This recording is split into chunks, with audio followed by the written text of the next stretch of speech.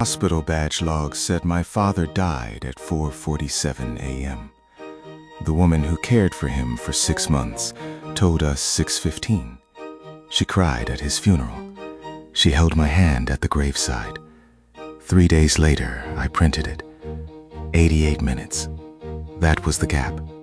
That was where the truth was buried. Last October, after Dad's stroke, I hired her. Marlene Polk, 52. Hospice caregiver, licensed agency. 3 glowing references I called personally. She went to Dad's church. She brought him communion when he could not get there.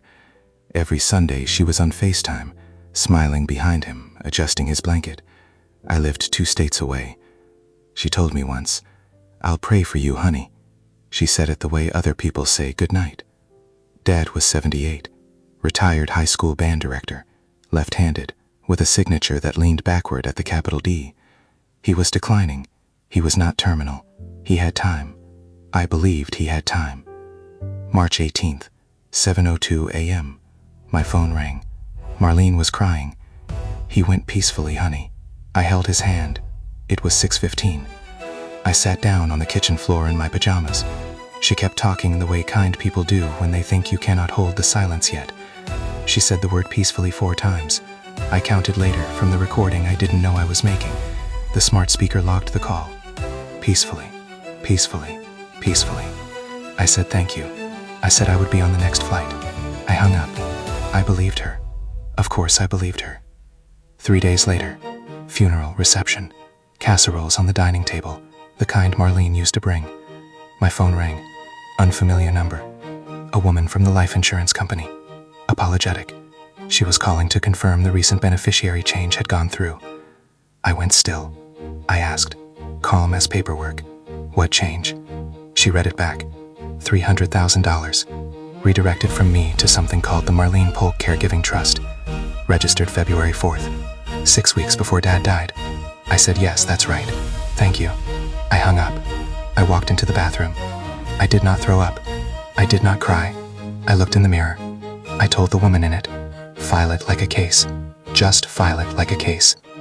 Not tell my husband for 6 days. I did not tell my brother. I am a hospital records analyst. I know exactly which forms to file, and I know that grief is the easiest thing in the world to perform around. I made a folder on my laptop labeled with Dad's birthday. I started pulling everything. Bank statements, the signed beneficiary form, the hospital chart, the badge access log for room 4 East 12 on the night of March 18th. I requested it on a Monday. I waited 10 days before I opened it.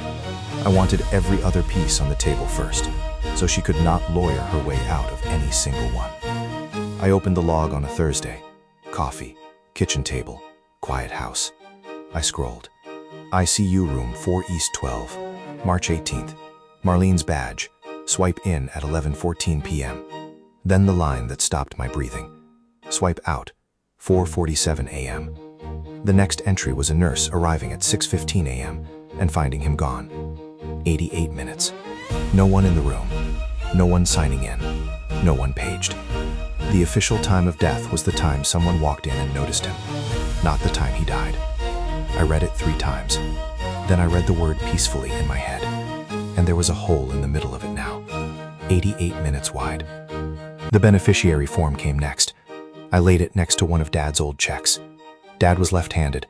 His capital D leaned backward, the way a tree leans away from a wind. The D on the form leaned forward. The pen pressure was wrong. The loops were tight, careful, the way a right hand copies. My cousin knew a retired forensic document examiner. He looked at the 2 pages for 20 minutes. He set down his glasses. "Whoever signed this," he said, "was not the man who signed that." I took it all to Detective Aaron Cho, County Financial Crimes. He did not roll his eyes. He subpoenaed the bank. 3 days later, he turned a monitor toward me. Drive-through teller footage. Marlene at the window. $40,000. Cashier's check. First disbursement from the trust. She was wearing a navy cardigan with a pearl button at the collar. I knew that cardigan. She had worn it to my father's funeral. The same cardigan. Cho was quiet for a long minute.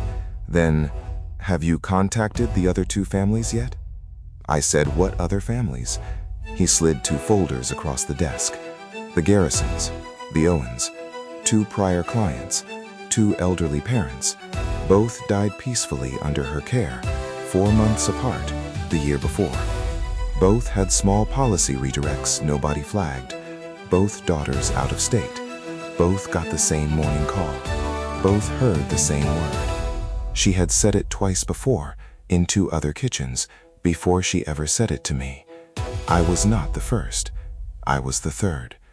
Every kindness she ever showed my father had been rehearsed. Wednesday evening prayer service, Dad's small Methodist church. Marlene took her seat in the front pew. The pastor was leading a prayer for her. 2 plainclothes detectives slipped in at the back. I was not inside. I was parked across the street, windows down, listening to the hymn through the open doors. Detective Cho walked her into the vestibule. He did not raise his voice. He asked one question. "Mrs. Polk, can you tell me where you were between 4:47 and 6:15 on the morning of March 18th? The hymn did not stop. The pastor kept his hand raised in benediction as 2 officers walked her out the side door. She looked up, across the street. She saw my car. She saw me. She did not look away until the cruiser turned the corner.